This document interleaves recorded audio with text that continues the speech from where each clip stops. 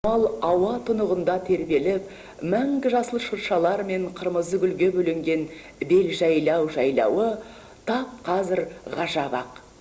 Қазақ үшін бел жайлаудың әр тасы киелі, әр бұтасы қасиетті бола тұра, ғасырлар бойы сыр бүгіп, кең тыныс алып, зор дауыспен жар сала алмай өткендігіне, елін жерін басқыншы жаудан қорғап қалған бабалар салты, бабалар ерлігі, егеменді ел болғанымызша бүгінгі ұрпаққа қой тастар астында қалған тәлімсіз тарих болып қалып келгеніне, табиғаттың мына тылсым тынысына тояттанып тұрып ішің ашиды. Осындай жайлау төсінде мал өрбітіп, әрлі-берлі көшіп қонып тұрмыс кешкен ата-бабалар тарихы күні бүгінгі дейін жоқ деп келсек, оның жалған екеніне енді ғана егеменді ел атанған шағымызда тот баспаған, ғасырлар өшіре алмаған, аталар аруағының қанымен жазылған, тамырын тереңге жайған тарихымыздың да, елдігіміздің де, ерлігіміздің де бар екендігі анықталып отыр. Орбұлақ жотасында бұдан 350 жыл бұрын 1643 жылы қазақтың салқам жәңгір бастаған 600 адамдық қолы қалмақтың 50 мың әскеріне қарсы тұрып жеңіске жеткен, және бұдан бұлайғы бар жеңістің бастауы болған Орбұлақ шайқасы бұған дәлел бола алады. Және ғасырлар бойы халық санасынан өшпей, ұмтылмай келген, қасиетіңнен айналайын бабалар есімі бел жайлаудан асып сахараға жайылғанына мына құз шыңдар мен жасыл шыршалар, мүк басқан түйе тастар ғана куә болып қалғандай. Бел жайлауға асар асу алдында жер бетіне күні бүгінге дейін жасыл жапырағын жайып тұрған, жолаушақ бойламай өтпейтін мына әулие ағаш та оған куә.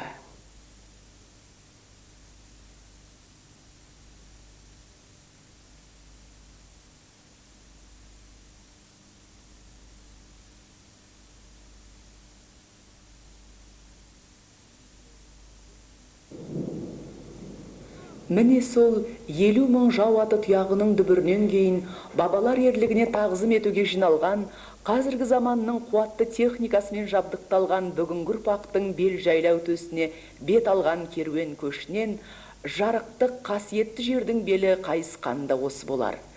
Жайлаудың жасыл жазығына тігілген 600-ден астам ақ шаңқан киіз үйлер бел жайлау бекештің мойнына тағылған ақ маржандай судырап көрінеді. Той қамына кіріскен ауыл көркі де бел жайлаудың әсем көрінісімен табиғи жарасым тапқан.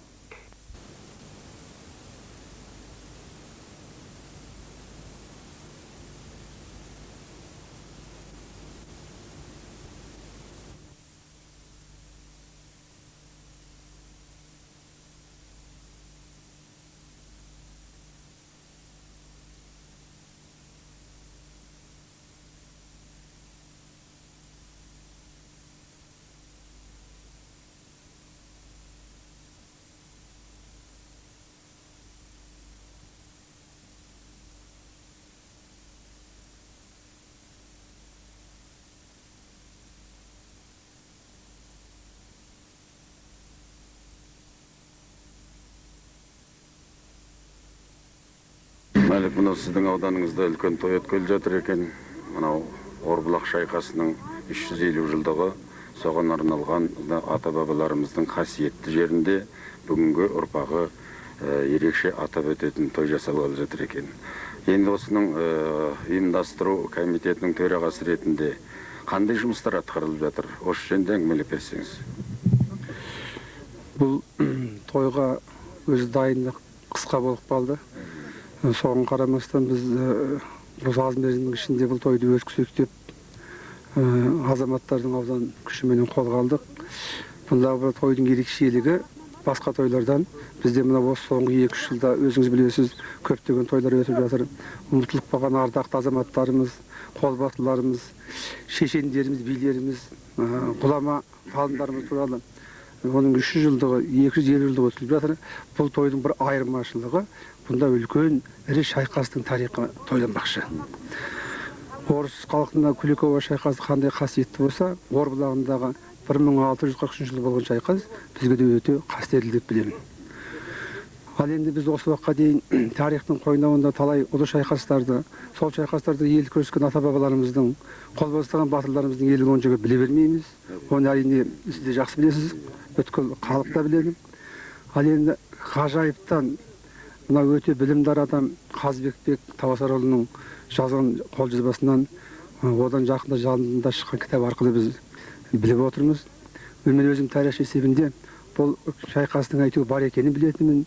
Салқам Жәңгір ханның Есім ханның баласы екенін, бұл шайқасқа қатынасқанын білетінбіз. Ал егжей-тегжей біз білмеуші едік. Ал енді осы кітапқа қарап отырмақ, бұл біздің халқымыздың өмір бойы шайқаспен жер үшін, туған жер үшін, ел үшін, Сарбаланың қамы, Қарақазанның үшін шайқасқанын біз көріп отырмыз. Енді ұйымдастыру комитеті аудандық әкімдік жанынан құрылған болатын. Онда мені төраға етіп сайлады.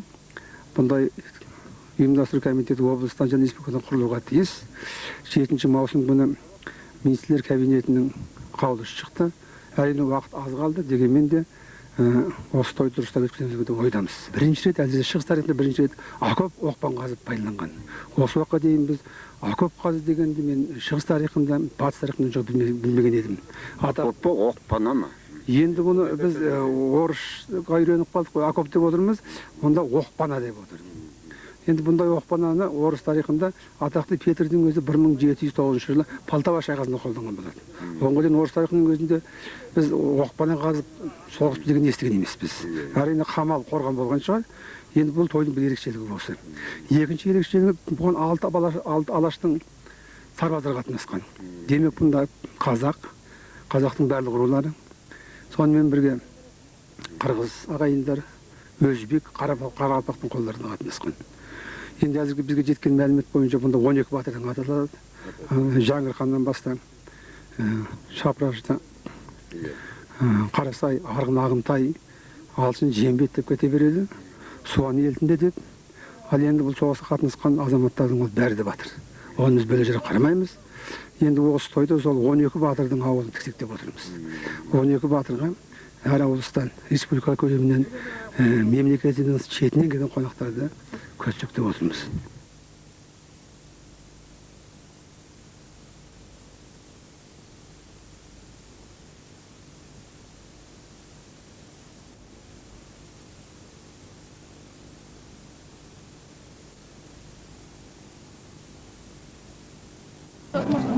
Қадірлі меймандар, халқымыздың өткен тағдыры нелер бір тарихи оқиғаларға толы болған. Солардың ішіндегі ең ауыры да, ең қасіретті кезеңі де Ақтабан шұғырынды Алқакөл сұлама заманы еді. Қазақ халқы жоңғарлар мен 150 жылға жуық соғыс жүргізді. Елімде еңіреп туған талай ер сол соғыста шейіт болды.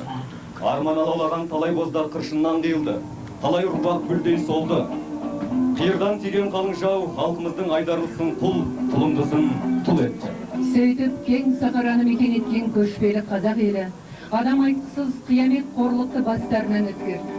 Халқымыз сол қасіреттің бәріне шыдап, қасық қандар қалғанша соғысып өтті.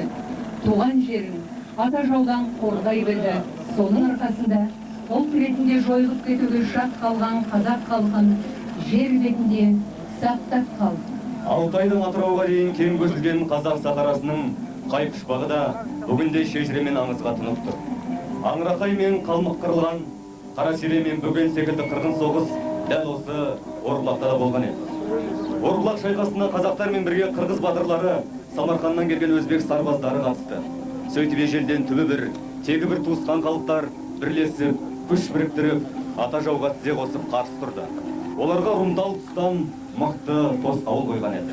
Қазақ халқының жоңғар шапқыншылығына қарсы ұлт-азаттық соғысы кезеңіндегі Орбұлақ шайқасының 350 жылдығына орай Қазақстан үкіметі арнайы қаулы қабылдаған еді.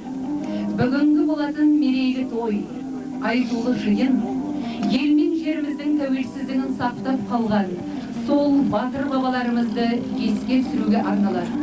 Солардың әруағына бағышталады.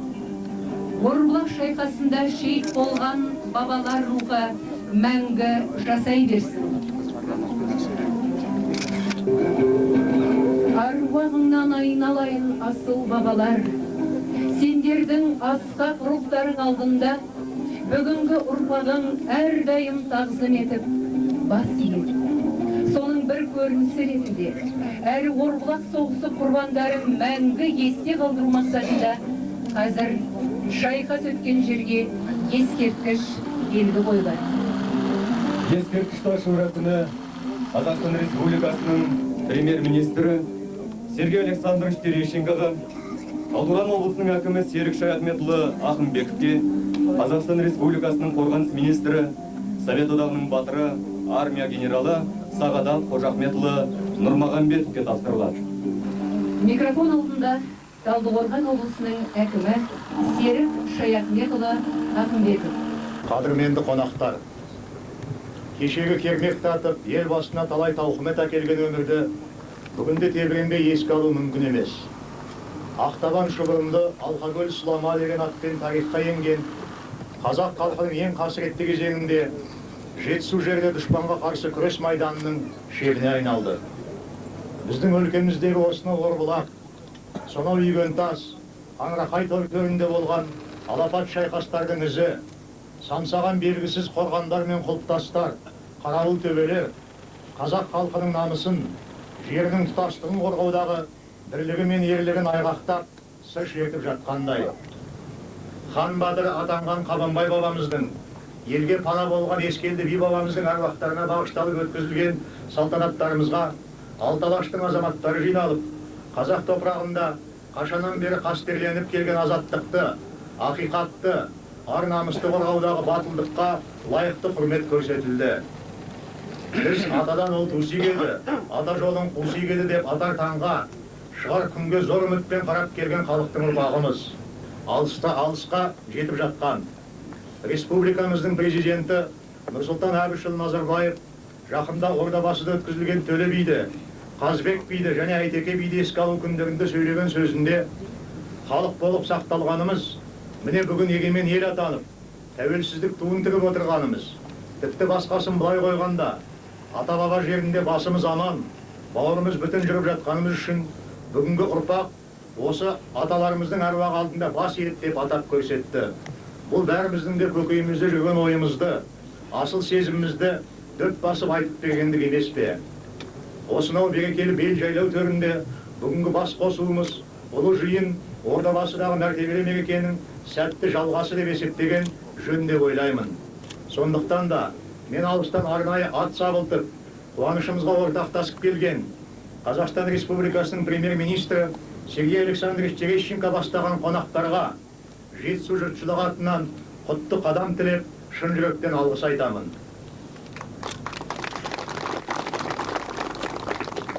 Ор шайқасы ортақ дұшпанға қарсы іс-қимылдағы бірлік пен ынтымақ күшінің құдіретін паш етіп қана қоймай, бабаларымыздың елі, жері үшін аз күшпен-ақ самсаған сары қолға қаймықпай қарсы шығатын жау жүректігіне, қаһармандық ерлігіне, соғыстың айла тәсілін жете меңгергеніне көз жеткізді. Сондай-ақ көптеген халық қаһармандарын есімдерін әйгіледі. Бүгінде өлгеніміз тіріліп, өшкеніміз жанып дегендей, бабаларымыздың бағыздан бері аңсаған мұраттарына қол жеткізіп, батырларымыз бен ақындарымызды түгендей бастадық. Қазір осынау Орбұлақ шайқасы жеңісі құрметіне қойылған белгі тасты ашу рәсімінің болғалы отырғанында соның анық айғағы.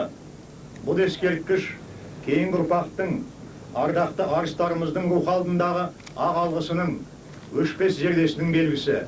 Орбұлақ шайқасына қатысты тарихи деректерді зерттеп, жинақтап, халыққа таратуға ұйытқы болған жазушылар мен ғалымдарға, барлық азаматтарға мың сан рахмет айтамыз. Осынау Орбұлақ төсінде қалым-қалымның басын қосып отырған бұл жиын тек Жетісудың ғана емес, бүкіл Қазақстан халқының ортақ мерекесі. Себебі осы тарихи шайқастағы жеңіс қазақ даласының әр түкпірінен қолдарына найза ұстап атқа қонған айбатты бабаларымыздың ынтымағының, бірлігінің жеңісі. Біздің облыс жеріне қадам басқан әр адам Жоламан, Балғалы, Малайсары, Жайнақ сынды батыр бабаларымыздың есімдерімен аталатын тарихи жер атауларын, елді мекендерді кездестіріп, жергілікті тұрғындардың сол тұлғаларымызға деген шексіз құрмет сезіміне көз жеткізеді.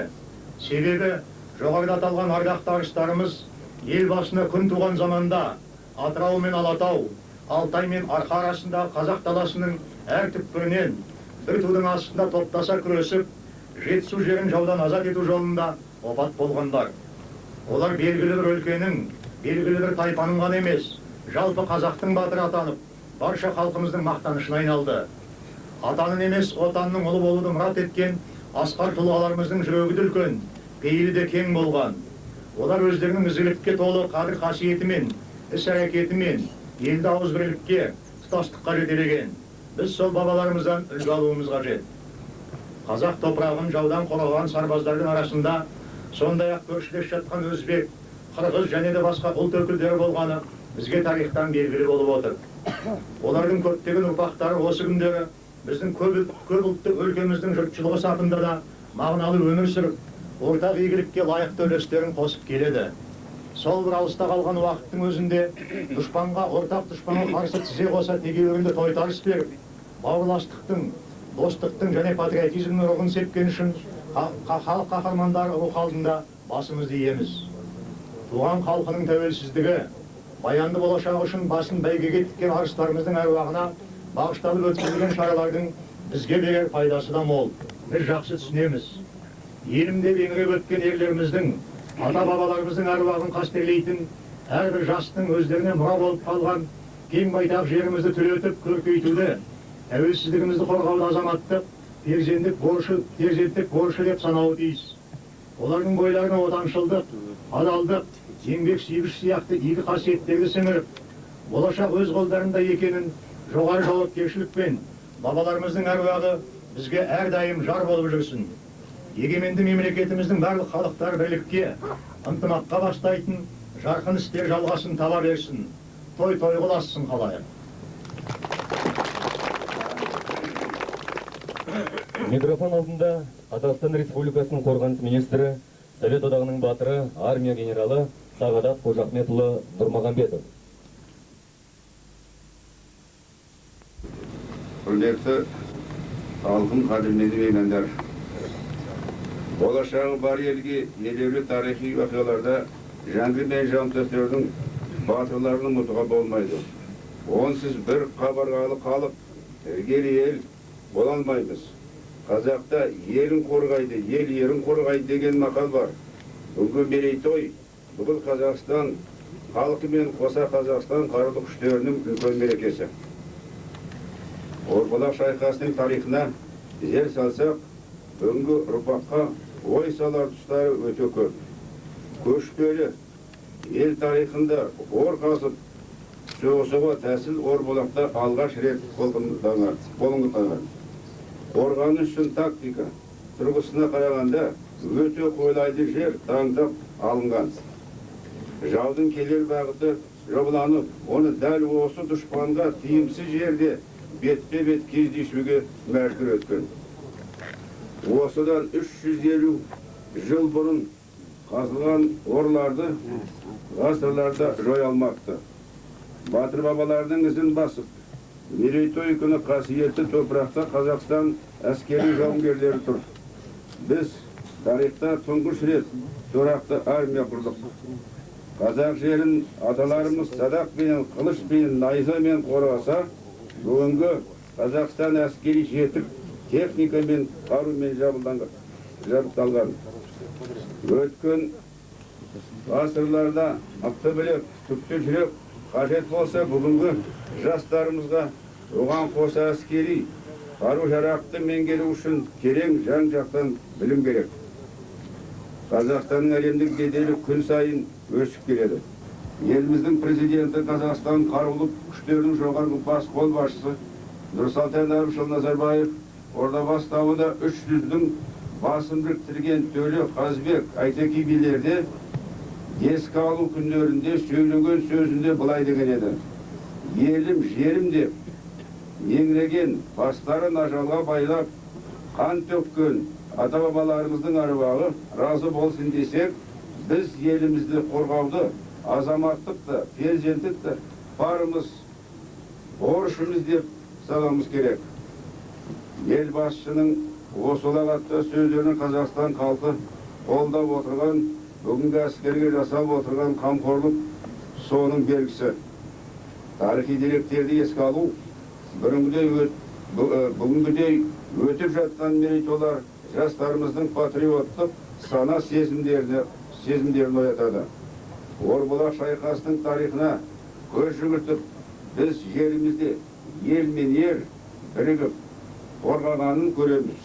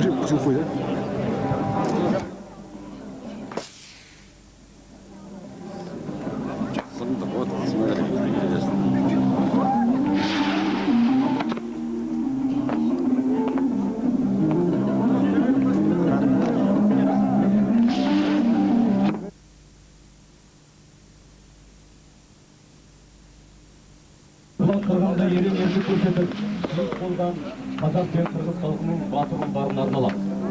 Ескерткіш тақтада мынандай жазу бар. Батырлары Көтен мен Сабай, Дулат Жақсыбұл, Арғын Толбай, Тұран Ентінді батыр, тағы басқа салып.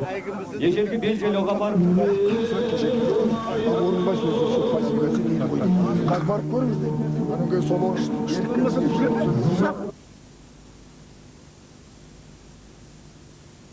Жетпіс жыл бойы тарихымызды, жерімізді, мына ата-бабаларымыздың мынау қасиетті топырағын басып тұрып, көп дүниені естімедік те білмедік.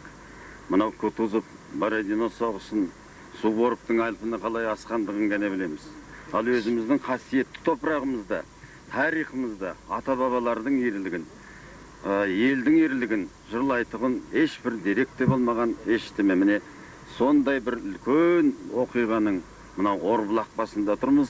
Енді осыны мынау жұртқа түсіндіріп, Орбұлақтың қандай бұл, кімнен қорғанды, қалай қорғанған, және осы бір Орбұлақтың біздің ұрпақ үшін, мынау келешек болашақ жазылатын тарихымыз үшін осының маңызына біраз тоқталсаңыз. Енді қазақ қалмақ соғысында Есім ханның тұсындағы соғыстар, Жәңгір ханның тұсындағы соғыстар біздің тарихымызда жазылып келген. Мына ор деп атырмыз, мына жерді қазақы жалпақ тілмен. Ал жерікті осы бабаларымыздың өні бұны оқпана деген екен. Мына оқтан паналау. Өйткені бұл біздің мағынамыздағы окоп емес. Бұның алды ғана биік, мына жағы жазық. Алдыңғы жау келетін жағына биік деген, мына жаққа қару қоятұғын, қосымша оқ қоятұғын жерлерін сақтаған, киім кешегін ертұрманың қойымен до жарықтықтар өздері біледі. Мынау тұрған сайыңыз, анау сиыр фермасы жатқан жер. Мына 300 жауынгердің атын қаңтарып қойған жер екен. Сонда анау беткейден шыққан қалмақтың қолы, ана жақта мал бар, мінезерді ел жатқанын білмейді. Мына көріп отырған төбелеріңізді қараңыз, алдыңғы жазық. Анау ордан шыққан адам мына жотаның ең шетіне қазған. Оған мынау жер көрінбеу мақсат болған. Бірінші мақсат көрсетпеу. Көрдіңіз ба? Мынаның алдына қазса, ана жақтан шыққан адам мына жаңа топырақты көріп қояды. Сондықтан ең шетіне қазған. Бұл оқпана. Ал енді бұны орыс тарихшысы Златкин жазған. Осындай қазақтың Жәңгір менен Жалаңтөс 600 қолмен қалмақтың 50.000 қолын тоқтатқан, Жалаңтөс соғыстың аяғына кеп үлгірмегенде бұл қазақтардың жағдайы екі шабуылын тоқтатқан. Сонда 10.000-нан астам адамын қырып жіберген. Ал енді өздерің көріп отырсыңдар, кейбіреулер күмән айтады. 600 қолмен 50.000-ға шығу деген ертегі ғой деп. А мына жерді көріп отырсың, ертегі емес шын. Бұның мақсаты ана 50.000 қолды қырып жіберіп дүркіретіп қуу емес. Ана Жалаңтөс Самарқаннан келгенше ұстап тұру. Ал мынандай жерді қазғының ұстап тұрған деп жүрегі тітірекенбей, мұнда тұрған, оқпана болған. Ал енді бұны ең бірінші 44 жылдың ақпанында, февралында, қыстың айында Илин деген қазақ тобылға келіп жазбаша мәлімет береді.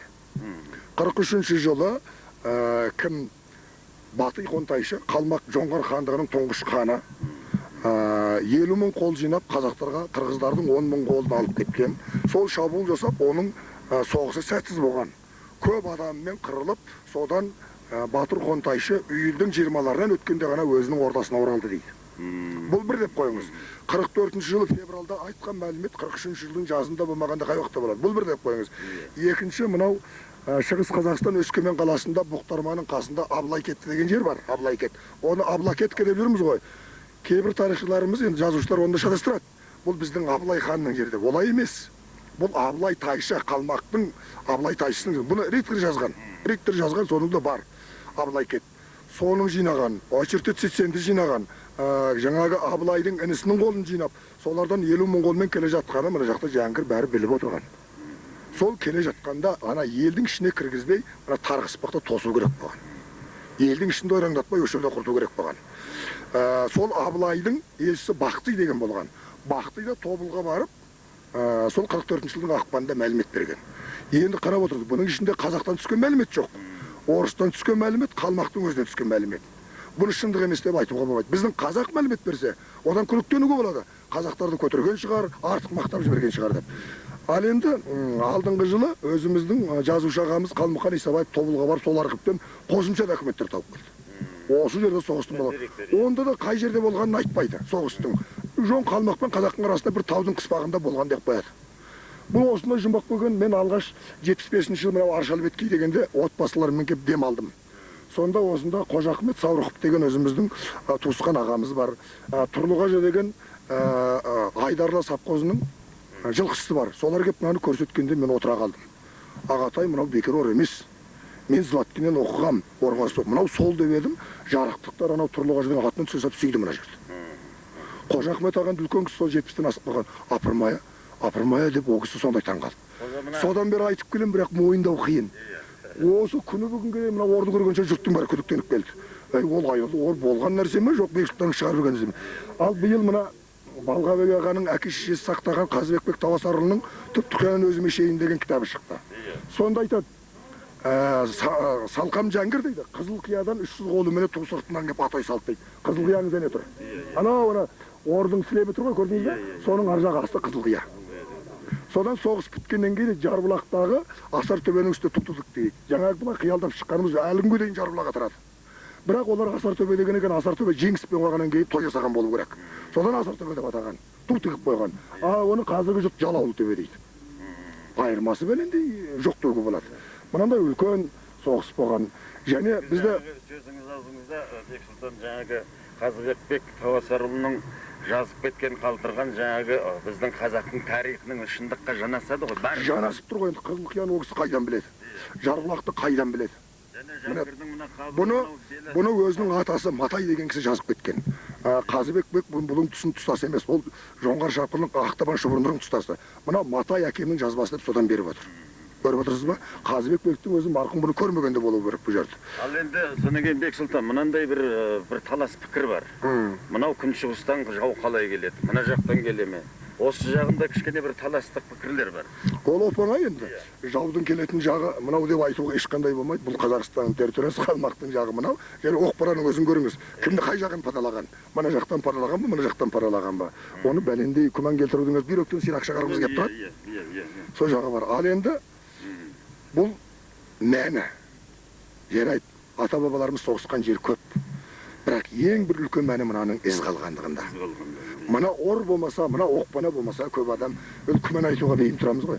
Ол жеттен мына теріс аққанның суы дейді. Соған дейін жазылған мына ордың өзінен артық дәлел жоқ.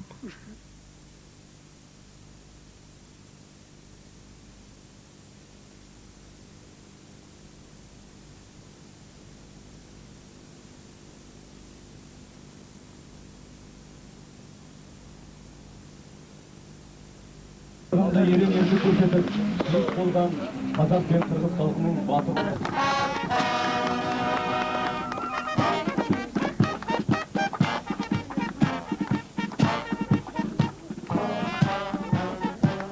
Барлықтарыңызды осынау ұлан асыр той думанды әрмен қарай тамашалауға шақырамыз. өлікке отырып тудың ізімен бел жайлау жатқаяндай ағайындар. Тойларыңыз тойғыласын, батыр бабаларымыздың рухы асқақтай берсін.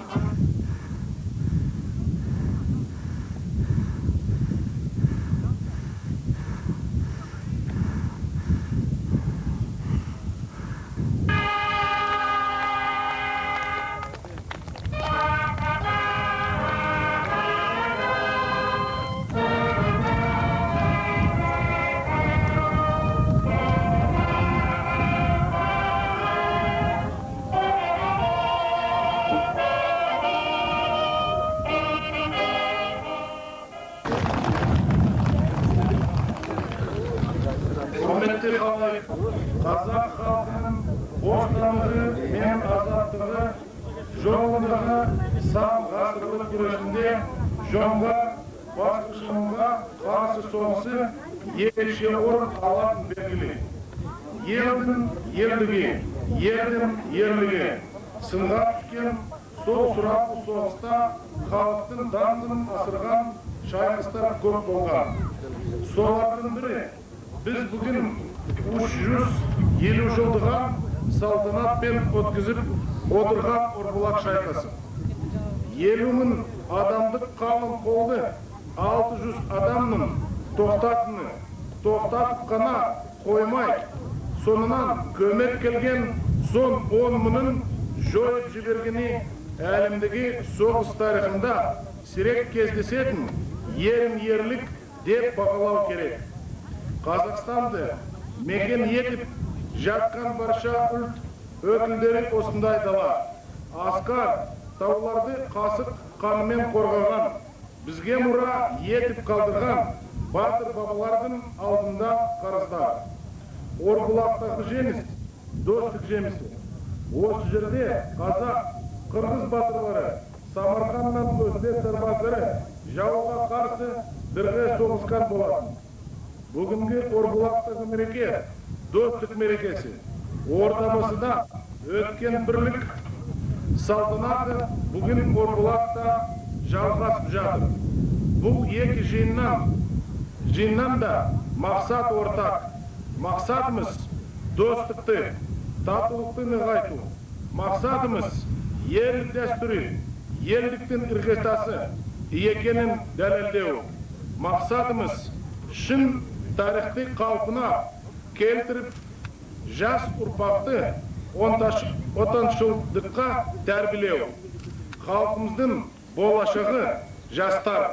Олар бабалардың ерлік дәстүрін жалғастырып, елдік істерге жастай араласып үйрену керек. Тәуелсіз мемлекеттің өз әскерін құрғанда да біз осы мақсатты көздеген болатынбыз. Орбұлақ шайқасы тарихтың қазынасы. Ардақты ағайын, әуелі жан-жағымызға жақсылап бір көз салмалауымыз. Мынандай жұмағой көлі жолға тастап кетпек түгілі, Құдайға тастап кетуге көзін қайтып қияр. Ақар-шақар астар ау, солмал ауа, самал жел, Каусар бұлақ, қасқа су, көк майса, бәрі өрбі, мейірлен, шаттан деп тұрғандай ғой. Бірақ бүгін бұларға осынша ғажап сұлулықты қызықтауға, жомарт табиғаттың мынау шарасынан асып, шалқып төгіліп жатқан шарапаты мен рахатын тамашалауға емес, тағзым етіп, тағлым алуға келіп тұрмыз. Біз үшін бұларының әр тасы киелі, әр бұтасы қасиетті. Олар бұдан 3,5 ғасыр бұрын көз көріп құлақ естімеген ерен ерлікке куә болған. Сондағы ата мекеннің қамы үшін, ата жұрттың бағы үшін арыстан боп алысып, жолбарыс боп жұлысқан 600 сайыпқыранның бәрінің бірдей аты есімізге түсіп тұрған жоқ. Бірақ бәріміздің де бойымызды кернеп тұрған солардың қаны, ойымызды тербеп тұрған солардың арманы, жадымыздағы солардың өсиеті, жадымыздағы солардың қасиеті. Бәлкім тіпті талайымыздың бет-әлпетімізде де солардың дидары тұрған шығар. Ендеше екі дүниеде де мейман асып, нұры тасыды деген осы болады. Қайсы бірі осы арада шейіт болған, қайсы біріне кейін басқарадан топырақ бұйырған қасиетті бабаларымыздың әруақтарының алдында, солардың ерліктерінің арқасында аман қалып, өсіп өніп, 10 миллионнан асып отырған ызғындай ұрпақтың атынан бас иіп тағзым етеміз. Ілгерден әлі қазақ-қырғыз өз еркіндіктеріне ие болу үшін біргелесіп күресіп келішкен, жана жеңіске жетішкен. Бұл бір боғыртық қылымдан бері екенді біріктіріп келеді. Емесе даңазалу жеңіс майрамдарынан урматтуу боғыртоштор, қырғыз елінің атынан қазақ елінің емгекшілеріне іштеріне игілік, ден соғылып, үй-бүлөлөрүнө бақуат турмуштук каалап коёлу. Ысык көлдү ала келген жокпуз, бирок ысык көлдүн сүрөтүн ала келдик.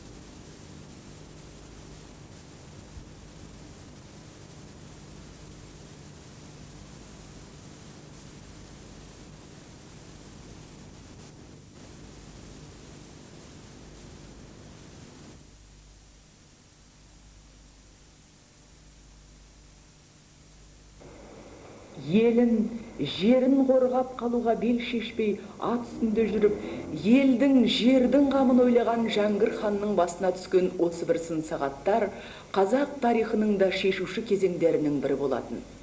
Жаугершілік заманның халық басына түскен қасіретін жеңілдету сол заманның Жәңгір сияқты хандары мен билерінің ортақ арманы еді.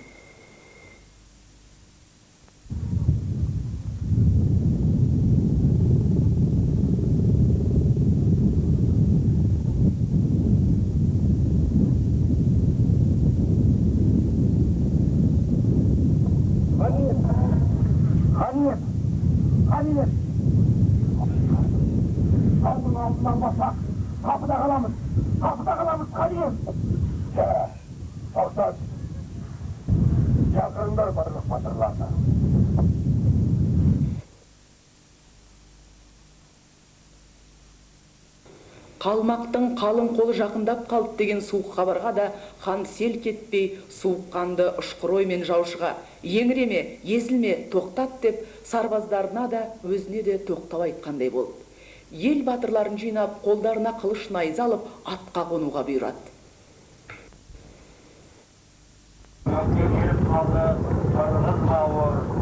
Қазаққа жау құрған жан-жағынан Қырғыздан келіп абай көтем батыр тіктірді қосалқын. Бүгін қазаққа апаратқа салмайды білгірсей, аспанға жібірді қарама жауғын. Осыдан ескізді басылар байран қалға. Шымшықын, ұлымызды құл етіп. Қазиен, ескізді батырдың соғыс жүріңізі жоқ барын ұтпаймыз. Кетен қырандарым, естідегі сендерге барыңдар.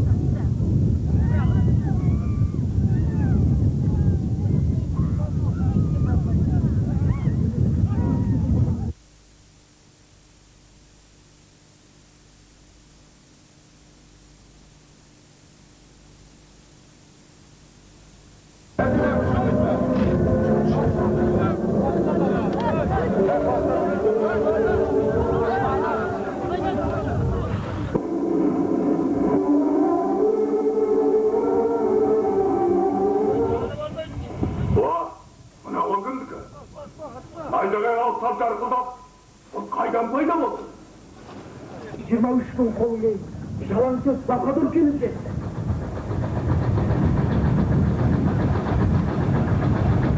Ассалаумағалейкум, Асқар. Уағалайкумассалам. Артабаным, уа бауырым, кеттіңдер ме?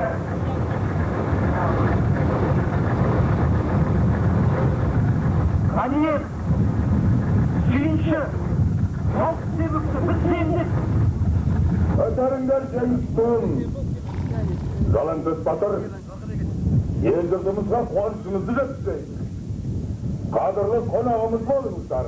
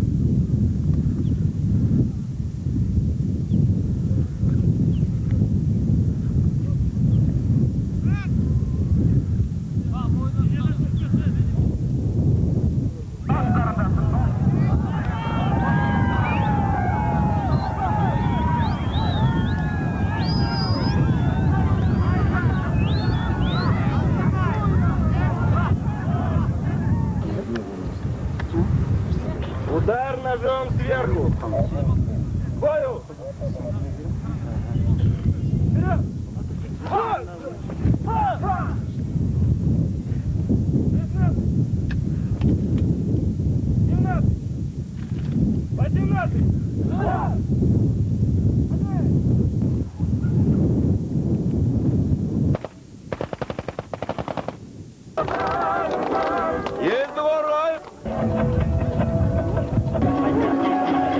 Қарашалдың кеудесінде айқай жатырады, балдызыма қызыл тілім батырады. Өзіңізді сыйлайды Жетісудың, Жетісуымыз қазақтың атырабы. Ол жағым мен тексеріп не қайтейінші, таусылмасын өлігенше патроны айқай.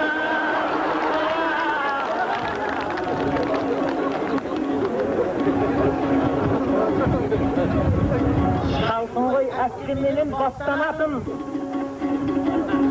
тезамдар деп мен де сізге мақтанатын. Тексеріп теземізді жын ұрып па, жаманат әлелдіңді аспанатын.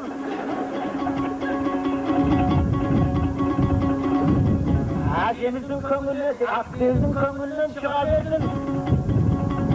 Оқ шығарып тұрда болып аттамадың айға.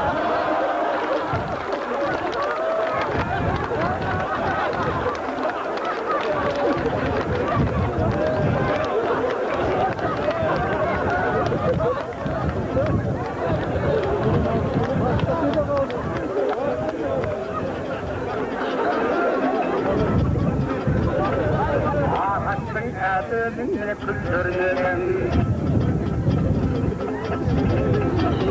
жаманды көзіммен түсірмедім жаңа ғана шал деп ау қорғап едің көтеріп бір кеттің ау жібермедім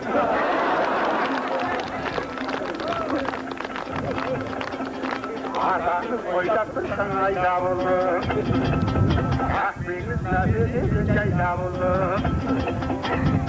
көтеріп таптаматты қолға бердің денемде бір пәле мынау бір қуатым пайда болды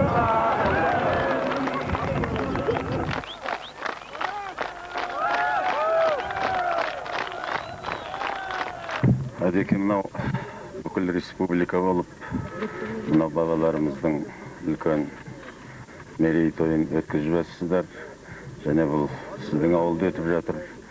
Меніңше осы бір үлкен жұмысты атқаруда бабалар алдындағы парызымыз ба, жоқ әлде біздің осы болашақ ұрпақтар алдындағы парызымыз ба? Екеуінің алдындағы парызымыз. Бұрынғы өткен бабаларымызға солардың рухына бағыштап қарызымызды өтеуіміз, сол бабаларымыздың тарихтағы орнын осы ұрпаққа жасаған тіршілігін жас ұрпаққа жеткізуіміз. Солардың осы жанын беріп алып қалған жерді осы қаз қалпында бұзылмаған, беті шайқалмаған күйінде келер ұрпаққа өткізіп беріп азаматтық парызымызды өтесек, біз де өз ойымызды орнықтырамыз. Ал ұрпақ алдындағы парызыңыз жөнінде не айтасыз? Ұрпақ алдындағы парызымыз, біз осы уақытқа дейін оқыған тарихымыздың дұрыс болмағанына ішімізді ашып қабырғамыз қайысып жүр. Енді ұрпақ алдында өсінгі салауатты ағаларымыз, ғалымдар, тарихшылар сонау заманнан бергі қазақтың тарихын әрбір бетін, әрбір күнін табуымыз керек. Егер осылар тауып, осындай сол еңбектерін халыққа жеткізіп жатсақ, бізде өз борышымызды шамалап болса да өтедіктер едік. Ал енді келер ұрпақ, жас өспірім жаңағы келе жатқан балалар, қыздар, жас ұрпақ осыны дұрыс ұғынып, сол бабаларымызда жерге ие болса, елге ие болса, елдің ауызбірлігін ұстаса, берекелі елдің іргесін ірітпей, берекесін кетірмей ұстаса, онда біз де ұрпаққа беретінімізді, айтатынымызды толық айтып жеткізген екенбіз деп ойлаймыз. Қазақтың тарихы ендігенде жазылатын түрі бар. Сіз бен біздің жасымыздағы адамдар бұрынғы мысалға басқаша түсінікпен, басқаша дүние таныммен келдік қой. Енді сонда бұл тарихтың жазылуы, мынау өзі Орбұлақ шайқасы. Орбұлақ шайқасы мынау қазақ тарихының үлкен бір беттерінің бірі болмақ. Сонда деймде, мынау сіздің осы бұрынғы осы ауылдағы, осы жердегі елдің, мынау жастардың, жалпы халықтың бүгінгі жай-күйі және осындай бір бабаларының бар екендігін біліп, осындай бір нарықта қыспақ жағдайда ауданның жағдайы қалай деп ойлайсыз? Жаңа осы сұрақты тағы біраз журналистер қойды. Сол уақыттағы өткен бабаларымыз егер өзінің артында қоритын, қызғанатын, шашитын қымбат дүниесі жинаған мүлкі болмай, жер үшін ғана жандарын пида етті. Егер осы шұрайлы жер үшін жанын пида етіп, болашақ ұрпағыма қалсын, соларға мекен болсын дегенде, егер осында осының шығынын есептеп, осының мына нарық қысып тұр деп салынымызды суға салсақ, онда біздің де ел болмағанбыз. Біздің де азамат болмағанбыз. Бірақ қанша қиын болғанменен ел жұрт жұмыла көтерген жүк жеңілдеп, еңбектеген баладан еңкейген қарияға дейін әркім әлінің келгенінше өздерінің қалталарын алып қосты. Мұның басын ең үлкен қордың үлкенін жинаған осындағы шағын мекемелер. Қазіргі мынау әлгі әртүрлі ұйымдар көп қой, коммерсанттар дейміз, оның бәрін жинап. Коммерсанттардың да уақытында оянатын сезімі, бар екендігіне, біздің Жаркент өңіріндегі ел үшін, жер үшін, ата бабаның аруағы үшін деп барды. Негізгі қомақты шығында колхоз совхоз көтерді. Осыған келмеген, сіз өзіңіз көріп отырсыз, 600 үй тігілді. Бұған осында келмеген бір мекеме жоқ ауданда. Ауданға неме жоқ, басқа республиканың басқа аудандарынан, облыстарынан қонақтар келді ме? Қонақ Өзбекстаннан, Қырғызстаннан, республиканың барлық түкпірінен, жетісу өңірінен ешкім қалған жоқ. Саны келген қонақтың саны әртүрлі болғанмен, адам көп жиналды. Біз оған өте қуанышты болдық. Мұнша дүниені дайындап, осы ел жұртты көрсін, біздің жүрген жерімізді, бізге қалтырған ата бабадан қалған мекенімізді көрсін, ел жұртты көрсін деп ойлап осынша дүние жасағанда, осынша көп қонақтың келгеніне өзіміз өте қуандық.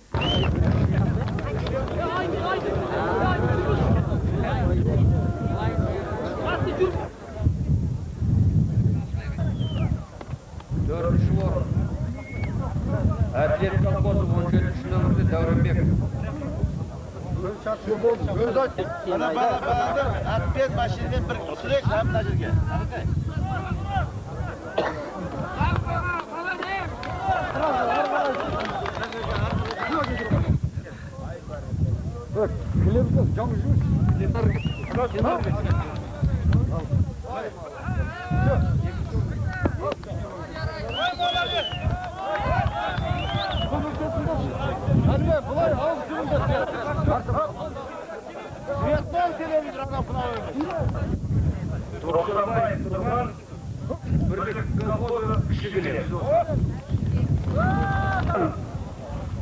Жапаров Жасболат, видеомагнитофон.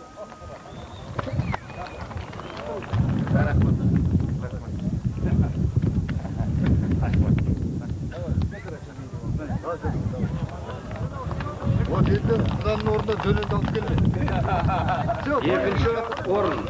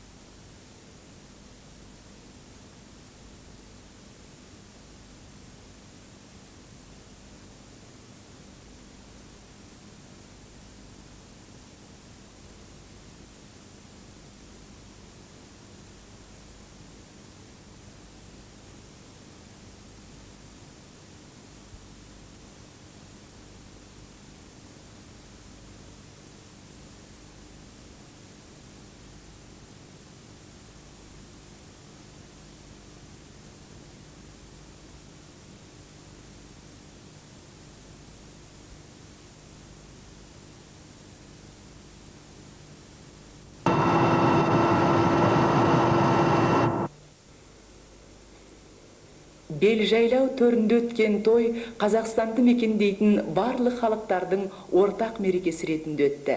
Ел берекесінің белгісі іспеттес. Орбұлақтағы жеңіс ортақ жеңіс.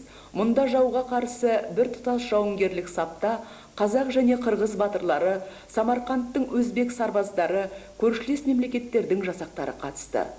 Орбұлақтағы мереке достық мейрамы. Бұл бұдан бұрын орда басында өткен бірлік салтанатының лайықты жалғасы десе де болғандай. Бұл өткізілген ел тойының белгілері ортақ. Мұның бәрі достығымыз бен туысқандығымыздың нығая түсуіне қызмет етеді. Ата бабаларымыздың ерлігін, елдігіміздің бірлігін паш етеді. Тарихымыздың ақ таңдақ беттерін анықтап ардақтай түседі. Бұл біздің тарихымыздың алғашқы беттерін жазуға жол сілтер шындық.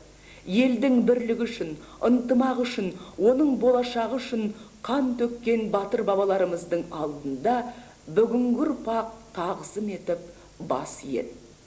Орбұлақ шайқасы өткен жерге қойылған ескерткіш тас біздің өткенімізге, бүгінгі күнімізге және болашағымызға қойылған топ баспас қасиетті белгі.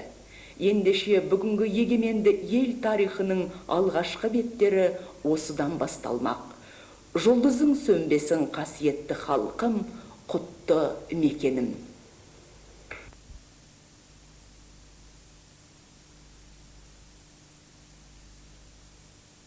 егеменді ел тарихының